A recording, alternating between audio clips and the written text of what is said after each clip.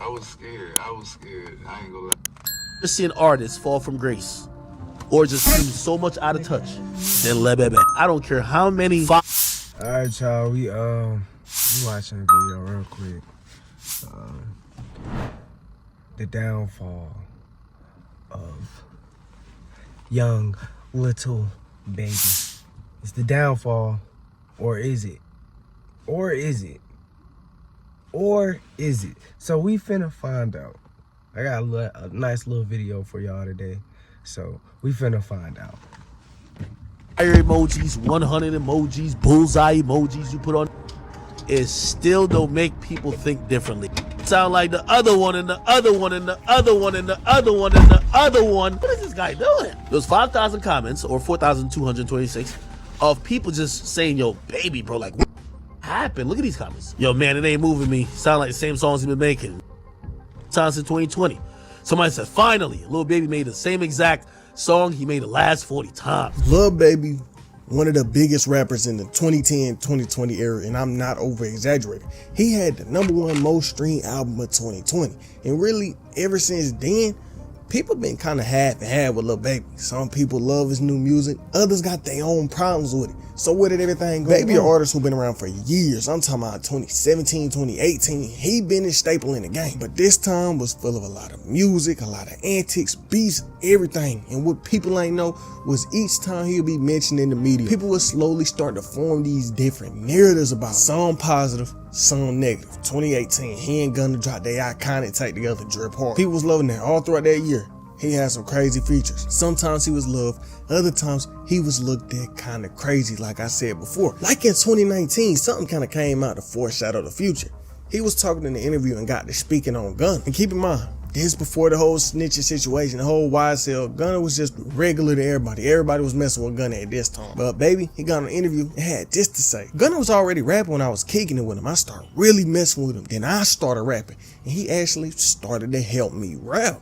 I done paid Gunna to write my songs, but I ain't never put the songs out or nothing. But when I first started rapping, I was paying like $100 just to help me rap. I'm gonna give you $100 to write something for me so I can learn, go in, record it. I ain't never really put them songs out, but that's how I used to practice and try to get right, because I just started rapping out of nowhere. And I want you to put that whole thing in the back of your mind, because really everything Lil Baby had been doing for years at this point was leading up to one moment. The years and years, hours Lil Baby put into this music really led up to this one point in February 2020, where he came out and dropped this biggest album ever. I'm talking about this album with straight hits. And this the one I'm talking about from earlier, where I said it was the most streamed album of the whole year. My turn. But it was like after this album came out, the problems came along with years and years of straight problems. Just a few days after the album, he was on an interview just speaking about the things he done went through over the years. And one he really went in detail with was him and the baby. Y'all can probably see where this going. It was the baby, Lil Baby.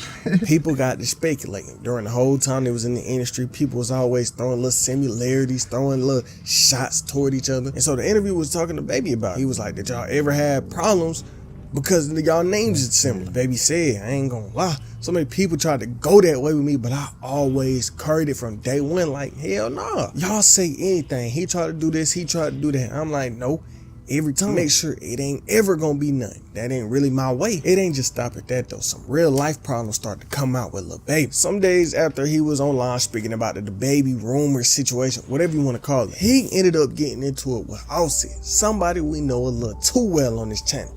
You know, the crazy part is a lot more info about the situation had actually come out recently, like in the past couple months.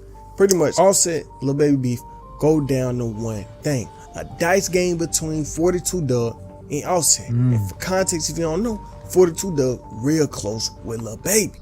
Right after that second hit, y'all know the rules. If it ain't your dice, you can't walk away from the dice game. Dugg reached down there, grab his money, say, I'm done. Right? He go out the back door, him and his 4 homies. Offset is in disbelief. He's still squatting down with the dice, looking around saying, did this really? He jump up, beeline behind, and I fade over here to the office, get right, come back behind, and when I come out the back door, it's the back parking lot, then you got the side. The side lead to the gate, but the gate don't open on motion. You gotta Sally, your uncle and I miss you. Your gym membership expired. Click to renew. open it from inside the building. Ain't no getting out. Nigga sit on my mother daughter's soul. Walk right up on that, grabbed his pockets, turned him around, and said, think I'm some, and fired on that nigga. We gave it 1,000, 1,000, 1,000, 1,000. No reaction from Doug. I grabbed Doug with my right arm. I say, set. Y'all back in the studio. All these flipped out. Set got like 6, 7. Doug got about 4. Everybody whipping out. Right? I got Doug in my arms. I'm in the middle. In front of me, facing the gate, is Doug people. And behind me, in the side of the wall, is Offset people. They said, I ain't gonna lie, his story is just so detailed that it's hard to say he lying. You know what I mean? Like, it's so detailed that it's like, yeah, like, he remember that. He remember all the stuff he saw that night when it was going on. He remember that. said we in the A. It's all what I say. P ain't here. It's my dog. He's gonna be held to pay in the morning. Go back in the studio. I said, nah, right. I gotta listen to him. So y'all heard the clip. This go down, and you know, Baby heard about it. He was probably heated. It was like, that's my man's. He was probably mad Offset was doing that to his 4-foot friend. And some time later, he caught up to him. I'm talking about this footage of them. All them 4PF dudes just jumping shit. And that was that until Lil Baby got online that night and all that. He was basically like, I didn't have no part in none of that. He posted an IG saying, spreading fake news. This fake.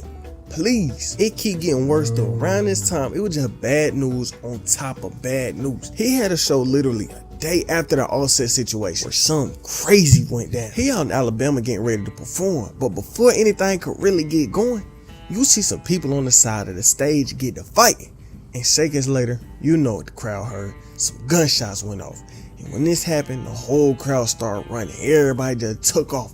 And one person got took to the hospital on some life-threatening injuries. And you know, this ain't the only time something like this happened at a Lil Baby show.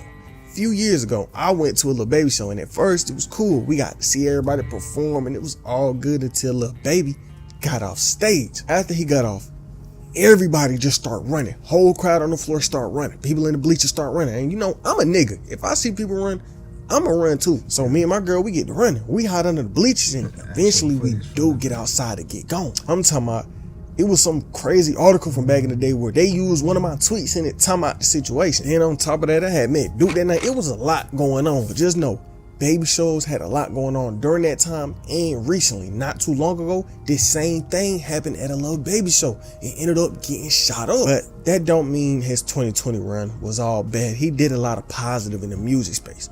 He had dropped a real impactful song for that time, The Bigger Picture, where he was really focusing on the problems going on with the world at that time. He even paid for George Floyd's daughter's birthday party at one point. And it was like 2020, 2021, the narrative around Lil Baby was so positive. It was so good. People was really riding for Lil Baby. I'm talking about 2020 BET Awards came around, right? And the whole internet was hated. They was going to war with BET. You wanna know why? Because he lost Artist of the Year to Megan Thee Stallion. When, like I said before, he had the most streamed album of the year. Not just rap, not just hip hop, literally. The most streamed album out that whole year. And he lost Best Artist of the Year. So what do y'all think? Did he get robbed, or are they tripping? But in my opinion, I feel like he got robbed. 2 billion streams for an entire album. That's amazing. Surpassed. The way the world work, the way life work in general, nobody gonna be at the top forever. And as the years went on, the narrative did start to change around Lil Baby.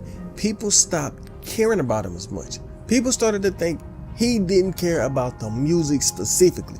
From 2020 to 2022, he dropped 3 different tapes. Who knows how many singles that came out throughout them years. Remember, people love My Turn. Voice of the Heroes came out. People was liking it, but the problem came up.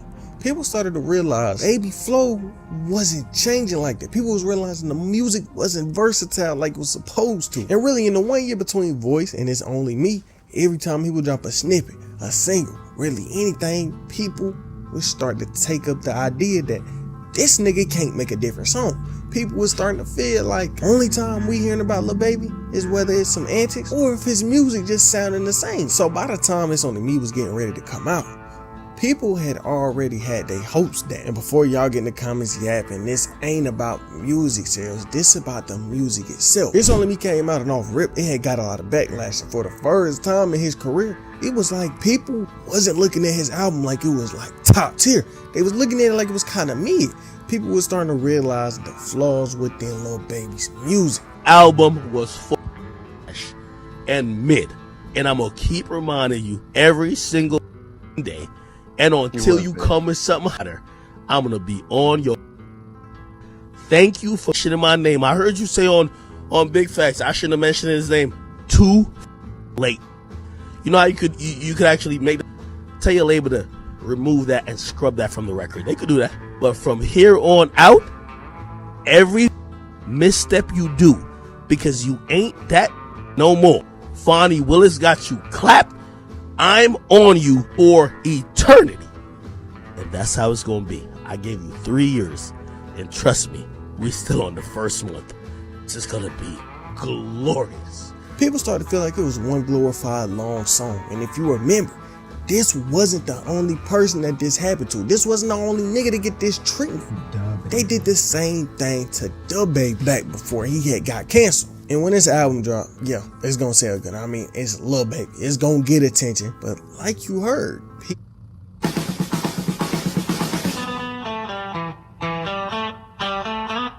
people was kind of realizing the main problem with Lil Baby.